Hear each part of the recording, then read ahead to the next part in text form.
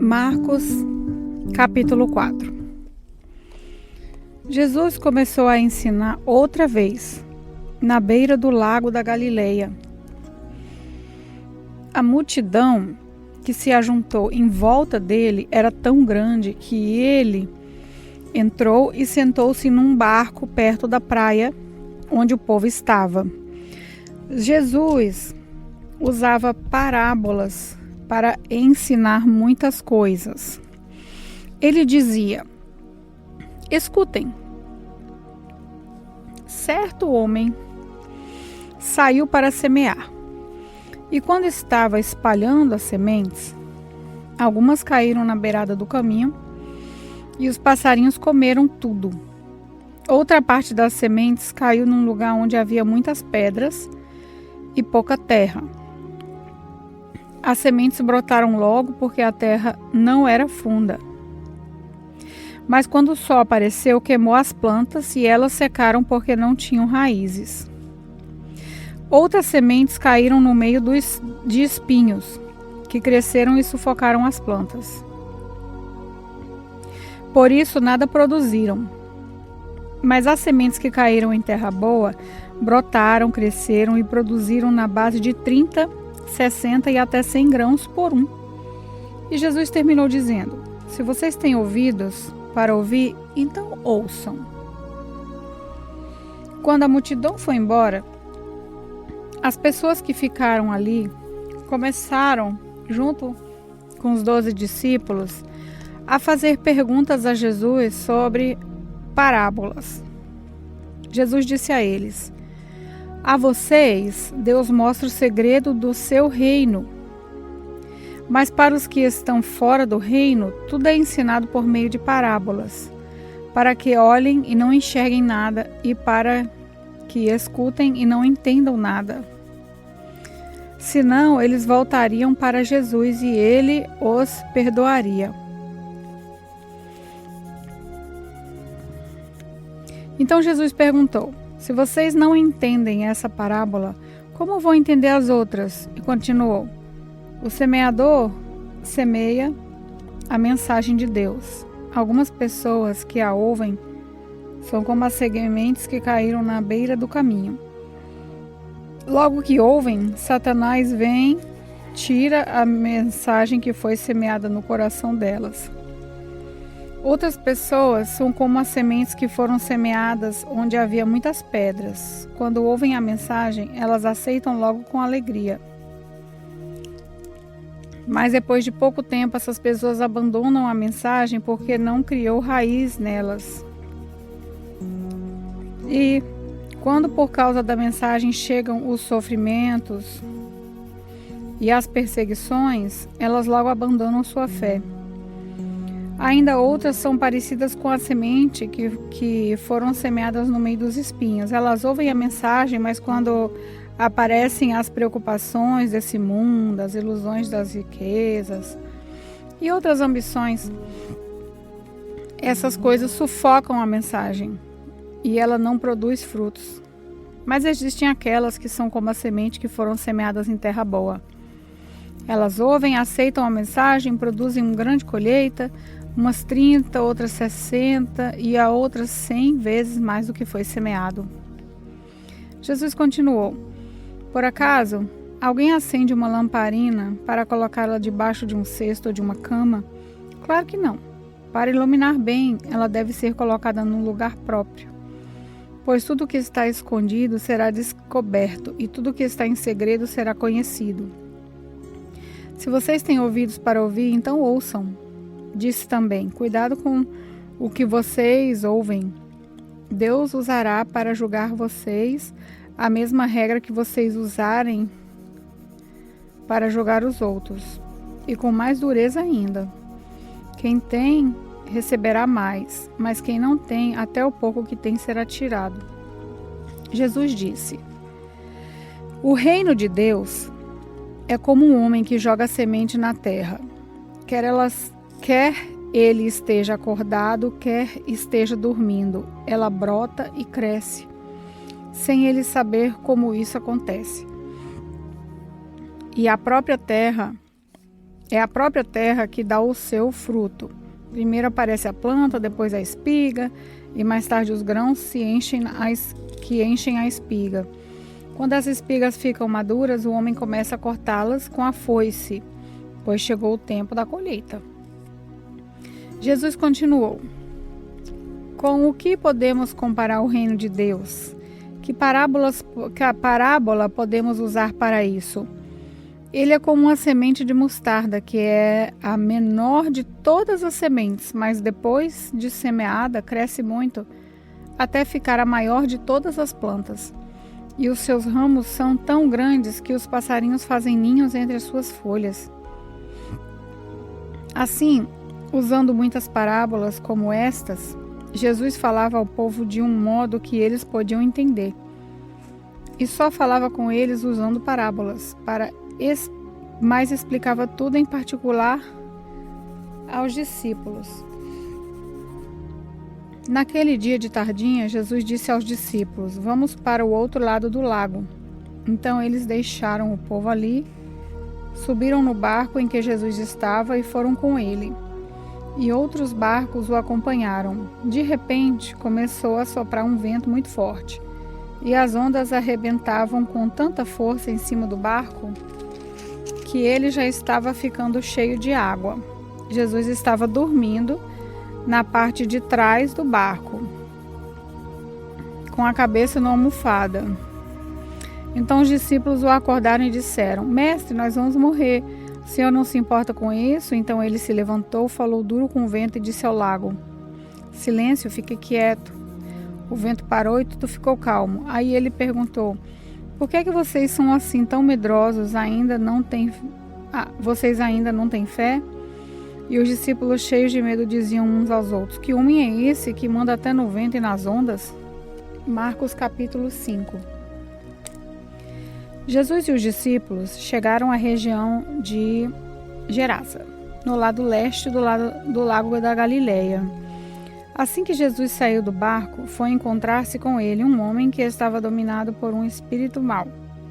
O homem vinha do cemitério, onde estava morando. Ninguém conseguia prendê-lo, nem mesmo usando correntes. Muitas vezes já tinha amarrado as suas mãos e os seus pés com correntes de ferro. Mas ele quebrava tudo e ninguém conseguia dominá-lo. Passava os dias e as noites nos montes e entre os túmulos gritando e se ferindo de propósito com pedras. Ele viu Jesus de longe, correu, caiu de joelho diante dele e gritou: Jesus, Filho do Deus Altíssimo, o que o Senhor quer de mim? Em nome de Deus eu peço, não me castigue. Ele disse isso porque Jesus havia mandado: Espírito mau, saia desse homem. Jesus perguntou: como é que você se chama? Ele respondeu: o meu nome é Multidão, porque somos muitos. E pedia com muita insistência a Jesus que não expulsasse os espíritos maus para fora daquela região. Acontece que num morro perto dali havia muitos porcos comendo. Os espíritos pediram a Jesus com insistência: nos mande ficar naqueles porcos, nos deixe entrar neles. Ele deixou, e os espíritos saíram do homem e entraram nos porcos. E estes, que eram quase 2.000, se atiraram morro abaixo, para dentro do lago e se afogaram. Os homens que estavam tomando conta dos porcos fugiram e espalharam a notícia na cidade e nos campos. Muita gente foi ver o que havia acontecido. Quando chegaram perto de Jesus, viram um homem que antes estava dominado por demônio e ficaram espantados porque ele estava sentado, vestido e no seu perfeito juízo. Os que tinham visto tudo aquilo lhes contaram o que havia acontecido com o homem e com os porcos. Então começaram a pedir com insistência a Jesus que saísse da terra deles. Quando ele estava entrando no barco, o homem curado pediu com insistência: me deixe com o Senhor, mas Jesus não deixou. E disse: volte para casa e conte aos seus parentes o que o Senhor lhe fez e como ele foi bom para você. Então ele foi embora e contava na região das 10 cidades o que Jesus tinha feito por ele. E todos ficaram admirados. Jesus voltou para o lado oeste do lago e muitas pessoas foram lhe encontrar foram se encontrar com ele na praia. Um homem chamado Jairo, chefe da sinagoga, foi e se jogou aos pés de Jesus, pedindo com muita insistência: a minha filha está morrendo, vem comigo e põe a mão sobre ela para que ela sare e viva. E Jesus foi com ele. Uma grande multidão foi junto e o apertava de todos os lados. Chegou ali uma mulher que fazia 12 anos que estava com uma hemorragia. Havia gastado tudo o que tinha, tratando-se com muitos médicos. Estes a fizeram sofrer muito, mas, em vez de melhorar, ela estava piorando cada vez mais. Ela havia escutado falar de Jesus. Então, entrou no meio da multidão e, chegando por trás dele, tocou na sua capa, pois pensava assim: se eu apenas tocar na capa dele, ficarei curada. Logo, o sangue parou de escorrer e ela teve certeza de que estava curada. No mesmo instante, Jesus sentiu que havia saído um poder. Então virou-se no meio daquela multidão e perguntou: quem foi que tocou na minha capa? Os discípulos responderam: o Senhor está vendo como essa gente está apertando de todos os lados e ainda pergunta isso? Mas Jesus ficou olhando em volta para ver quem tinha feito aquilo. Então a mulher, sabendo o que lhe havia acontecido, atirou-se aos pés dele, tremendo de medo, e contou tudo. Jesus disse: minha filha, você sarou porque teve fé. Vá em paz, você está livre do seu sofrimento. Jesus ainda estava falando quando chegaram alguns empregados da casa de Jairo e disseram: seu Jairo, a menina já morreu. Não aborreça mais o mestre. Mas Jesus não se importou com a notícia e disse a Jairo: não tenha medo, tenha fé. Jesus deixou que fossem com ele Pedro e os irmãos, Tiago e João, e ninguém mais. Quando entraram na casa de Jairo, Jesus encontrou ali uma confusão geral, com todos chorando alto, gritando. Então ele disse: por que tanto choro e tanta confusão? A menina não morreu, ela está dormindo. Então eles começaram a caçoar dele. Mas Jesus mandou que todos saíssem e, junto com os 3 discípulos e o pai da menina, entrou no quarto onde ela estava, pegou-a pela mão e disse: Talita cumi, isso quer dizer: menina, eu digo a você, levante-se. No mesmo instante, a menina, que tinha 12 anos, levantou-se e começou a andar, e todos ficaram muito admirados. Então Jesus ordenou que de jeito nenhum espalhassem a notícia dessa cura e mandou que dessem comida à menina. Marcos capítulo 6. Jesus voltou com seus discípulos para a cidade de Nazaré, onde ele tinha morado. No sábado, começou a ensinar na sinagoga. Muitos que o estavam escutando ficaram admirados e perguntaram: de onde é que esse homem consegue tudo isso? De onde vem essa sabedoria dele? Como é que faz esses milagres? Por acaso ele não é o carpinteiro, filho de Maria? Não é irmão de Tiago, José, Judas e Simão? Seus irmãos não moram aqui? Por isso ficaram desiludidos com ele. Mas Jesus disse: um profeta é respeitado em toda parte, menos na sua terra, entre os seus parentes e a sua própria casa. Ele não pôde fazer milagres em Nazaré, a não ser curar algumas doentes, pondo as mãos sobre eles, e ficou admirado com a falta de fé que havia ali. Jesus ensinava nos povoados que havia perto dali.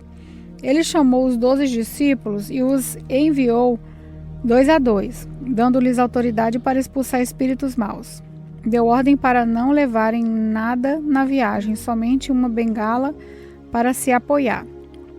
Não deviam levar comida nem sacola, nem dinheiro. Deviam calçar sandálias e não levar nenhuma túnica a mais. Disse ainda: quando vocês entrarem numa cidade, fiquem hospedados na casa em que forem recebidos até saírem daquela cidade. Mas, se em algum lugar as pessoas não quiserem recebê-los, nem ouvi-los, vão embora. E na saída sacudam o pó das suas sandálias, como sinal de protesto contra aquela gente. Então os discípulos foram e anunciaram que todos deviam se arrepender dos seus pecados. Eles expulsaram muitos demônios e curaram muitos doentes, pondo azeite na cabeça deles. O rei Herodes ouviu falar de tudo isso, porque a fama de Jesus se havia espalhado por toda parte. Alguns diziam: esse homem é João Batista, que foi ressuscitado. Por isso esse homem tem poder para fazer milagre. Outros diziam que ele era Elias. Mas alguns afirmavam: ele é profeta, como um daqueles profetas antigos. Quando Herodes ouviu isso, disse: ele é João Batista. Eu mandei cortar a cabeça dele e agora ele foi ressuscitado? Pois tinha sido Herodes mesmo que tinha mandado prender João, amarrar sua mão e jogá-lo na cadeia. Ele havia feito isso por causa de Herodias, com quem havia casado, embora ela fosse esposa do seu irmão Filipe.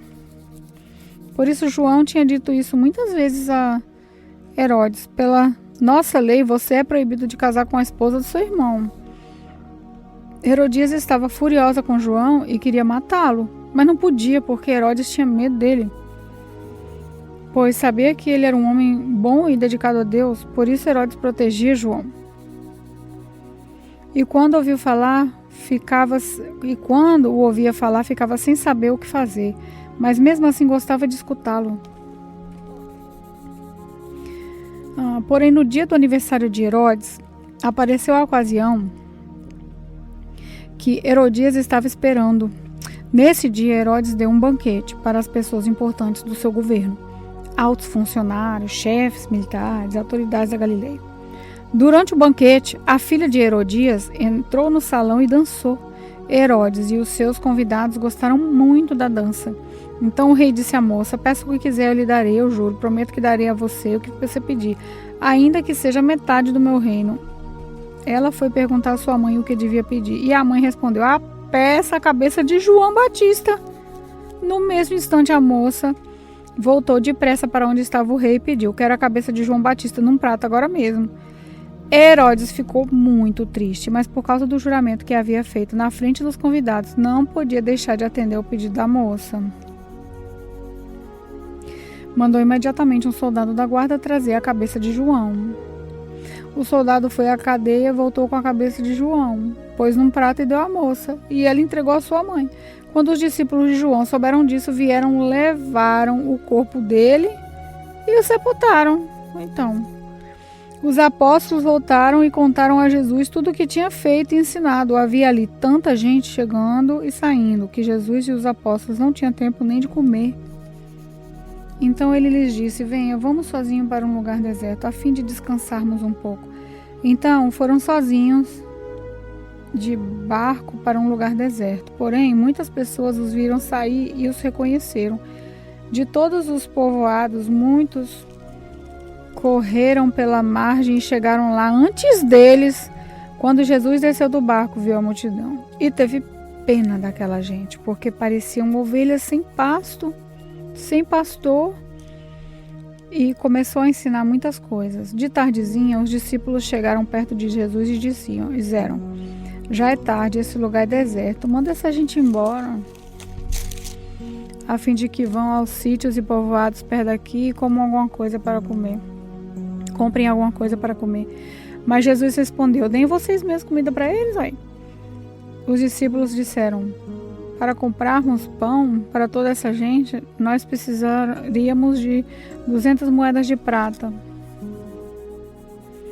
Jesus perguntou: quantos pães vocês têm? Vão ver.